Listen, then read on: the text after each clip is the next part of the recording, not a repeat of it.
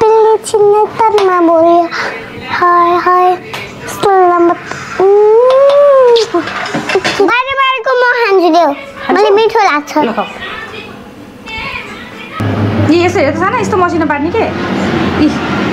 ए मलाई थाहा छ म अघि नै गरिसके गरेको थियौ अलि यसको चिज बनाउनु धेरै के थोरै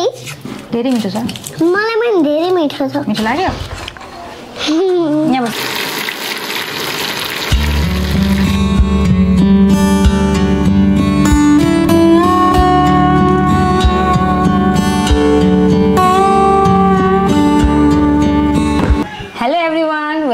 किचन डायरीज हेलो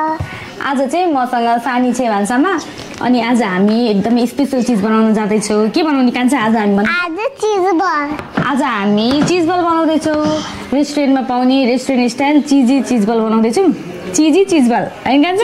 चीजी चीज बल भन्छ सानीले अब त बुट्टे धेरै चलिरहेछ आज त पानी पर्ला जस्तो छ माया अनि लुगाले बिच मेरो फ्रक के हुन्छ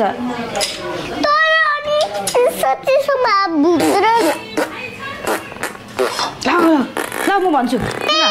सुरुमा साना ब्रेड क्रम्स चाहिन्छ ब्रेड क्रम्स छैन नि त हामीसँग अब ब्रेड क्रम्स बनाउँछौँ हामी ब्रेड क्रम्सको लागि चाहिँ ब्रेड लिएर आएको छ यसलाई चाहिँ सानो टुक्रा टुक्रा पार्नुपर्छ ल माया कसरी टुक्रा पार्ने भने हामी चाहिँ हात धोएर बसिसकेका छौँ दुईजना यसलाई चाहिँ कान्छ यस्तो यस्तो यो बाहिर बाहिरको निकालिदिउँ यो हुन्छ नि बाहिरको यसलाई निकालिदिन्छु होइन मलाई थाहा छ बाहिर निकाल्नु यसलाई निकाल्ने कान्छ फर्स्टमा बाहिर बाहिरको म खान्छु देऊ मलाई मिठो लाग्छ ल खाऊ अब त्यो खाने दुईटा भएपछि पुग्छ ल अब यसलाई सानो सानो टुक्रा पार यसो टुक्रा टुक्रा पार्ने हो तिम्रो काम छेउछेउको पनि बनाउने हो छेउछेउको पनि बनाउने हो हुन्छ अलिअलि परेर के हुँदैन ए ल मलाई त छेउछेउको मिठो लाग्छ मिठो लाग्छ जम्मै यस्तो गर्ने निक्ल्यो के गर्ने त राख यसलाई यसो हेर्छ न यस्तो मसिनो पार्ने के ए मलाई थाहा छ म अघि नै गरिसके गरेको थियौ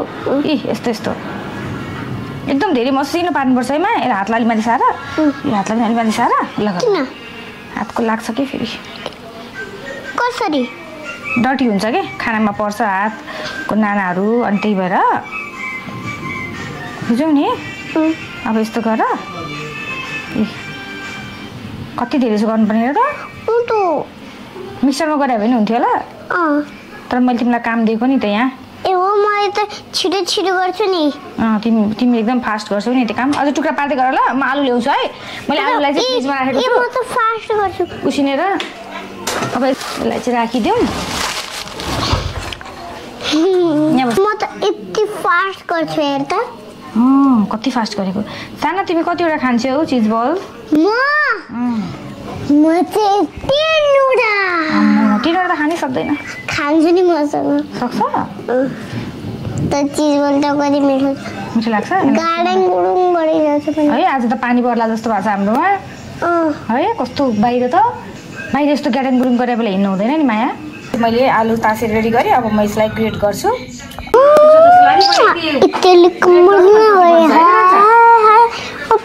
छिन्ने तनमा बोल्यो हाय हाय सलामत हाय हाय अपने छिरा करने वाला दिल कमलना मोरी हाय हाय अपने छिरा करने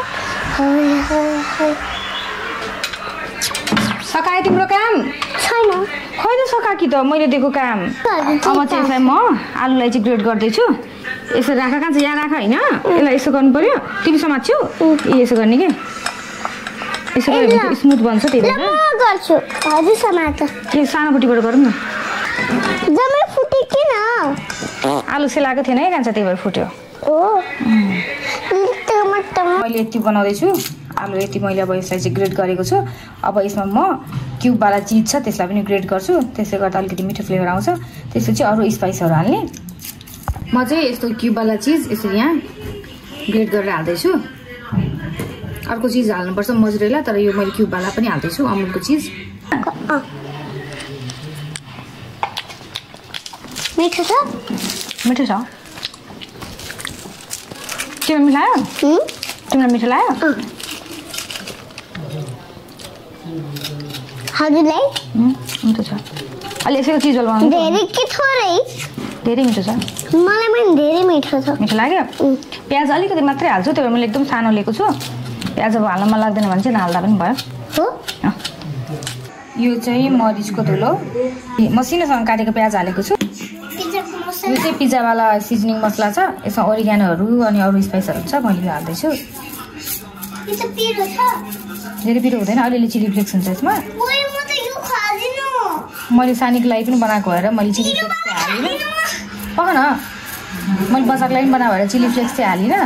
यसमा अलिअलि चिली फ्लेक्स हुन्छ तपाईँहरूलाई पिरोमा मनपर्छ भने चाहिँ चिली फ्लेक्स पनि हाल्नु होला कति क्वान्टिटी बनाउनु हुन्छ त्यही अनुसार हाल्नु होला मैले अलिक धेरै नै छानेर त्यही भएर त्यो हाल्दैछु लसुन चाहिँ मैले झन्डै हाल्ने बिर्सेको लसुनको यो 2टा सानो लिएको छु फुटी त्यसलाई म कोर्छु लास्टमा सम्झेँ मैले झन्डै बिर्सेछु लसुन हाल्न लसुनले पनि मिठो आउँछ टेस्ट यसरी कोरेर हाल्नुपर्छ यसलाई पनि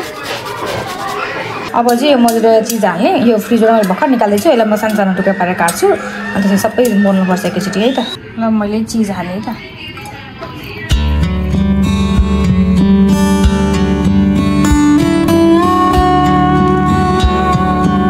यहाँ चाहिँ ब्रेड क्रम्ब चाहिँ तयार भयो मैले ड्राई पनि गरेँ यसलाई ओभनमा ड्राई गरेको छु त्यसको लागि यहाँ मैदा हालेँ पानी हालेको छु कन्सिस्टेन्सी चाहिँ ठिक्कको हुनुपर्छ धेरै बाक्लो पनि हुनु हुँदैन पातलो पनि हुनु हुँदैन कर्नफ्लोर मैदा जे छ त्यही हाल्नु होला नुन हाल्नु मिल्छ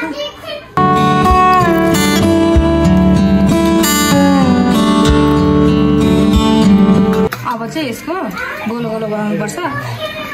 टाँसिन्छ भनेर मैले थोरै हातमा पानी लिएको छु त्यसरी सानो सानो यस्तो बनाउने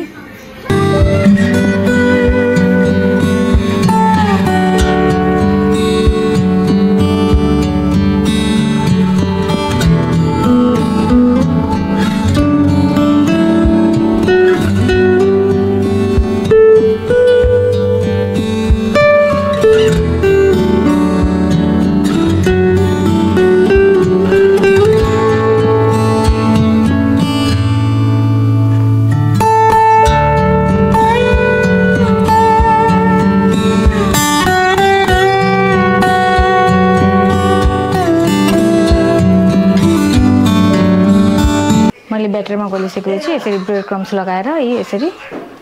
यो सेकेन्ड लट गयो यसरी हाल्दैछु त्यसपछि म एकछिन फ्रिजमा फेरि राखिदिन्छु 5-7 मिनट त्यसैसम्म तेल तयार गर्नु पर्यो नि तताएर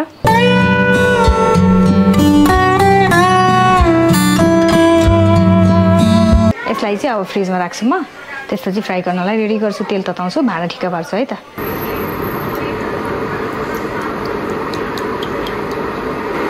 अब चाहिँ तेल ताते जस्तो छ मैला हाल्छु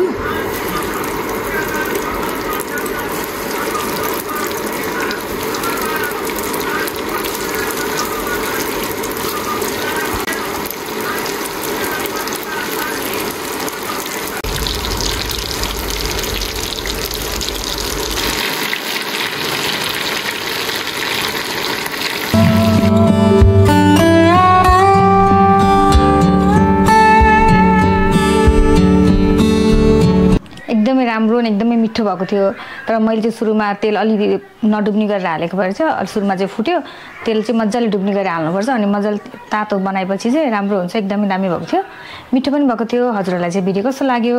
अनि मन पर्यो भने लाइक शेयर अनि च्यानललाई सब्स्क्राइब गर्न चाहिँ नभुल्नु होला है त फेरि नयाँ कन्टेन्टको साथ आउने छु त्यतिन्जेलसम्मको लागि bye bye thank you for watching